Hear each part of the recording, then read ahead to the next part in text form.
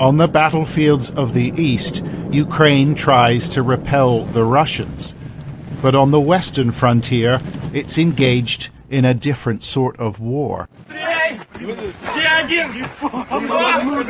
Here, the authorities are trying to stop their citizens from getting out. They're needed in the army. It's short of recruits. But there are thousands of Ukrainians, like these men caught near the border with Romania, who do not want to fight. We make contact with a man preparing to flee through the mountains of western Ukraine. He calls himself Ivan and says he can't wait any longer. I'm not being disloyal.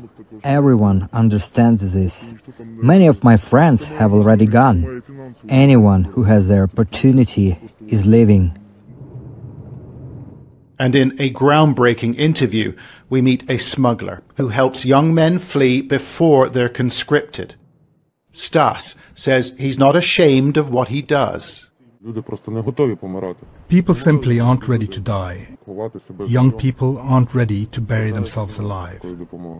So they turn to us for help. A lot of people are turning to us. Some call them traitors. Others say they're weak. But every day the authorities catch men suspected of dodging the draft. And the number of deserters is expected to climb as the government lowers the enlistment age from 27 to 25. In December, the army said it needed up to 500,000 more troops. It's a very sensitive matter, said President Zelensky, but he has bowed to the wishes of his generals. 2 years ago, a great wave of volunteers raced to sign up. But exhaustion has set in at the front, and the army is struggling to replace them. These images show members of 3rd Brigade fighting for their lives in the city of Avdiivka. At their recruitment center, we found a few men and a woman making inquiries. Some apply to join specific units before the military makes the decision for them. Mikola is about to begin basic training. Of course, it's unpleasant, but it's the harsh reality, I believe. Whether you like it or not, if you want to be useful, you're gonna have to, do whatever it takes. Have you told your friends that you're doing this? Actually, no. I didn't. No, I told my best friend, and she was surprised, because it's not common, obviously, to actually act and not just talk. But she wished me luck, of course. The recruitment officer, Sergeant Koval, lost his left arm at the front. I asked him whether it puts people off. If candidates are deterred by seeing my injuries in the flesh and choose to stay with us, well, they're our people. But if they don't realize what could happen, then they're just not for us. He is matter-of-fact and unsentimental, like some of his colleagues nationwide.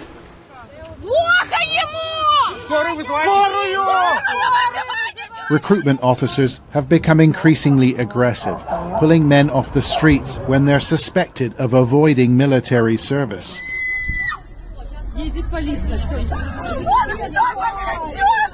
But these methods provoke real resentment in Ukraine. And that feeling may grow.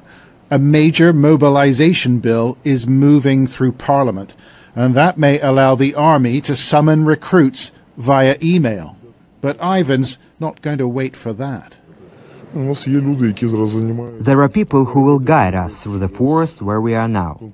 I can't say how it's happening, but I know there's a passage we can take. I just need some peace, you know? I want to live, for myself, first and foremost. He's really nervous, very, very jittery, but he's not going to change his mind. I mean, his mind's made up. Ivan will pay $6,000 to escape. The smuggler told us the cost has soared as he pays his contacts to look the other way. In the past 5 months, it's been very hard to work because border controls are tightening. They're checking everything. You know, it's easier to swim across than doing it by foot. Is it a business? Is it about helping these young people? I mean, why are you doing this?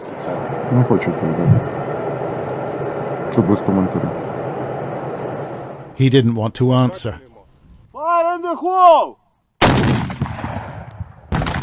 The defense of Ukraine rests on the shoulders of middle-aged men. They're battered and bloodied. Many need relief, but thousands of Ukrainians don't think it's their responsibility.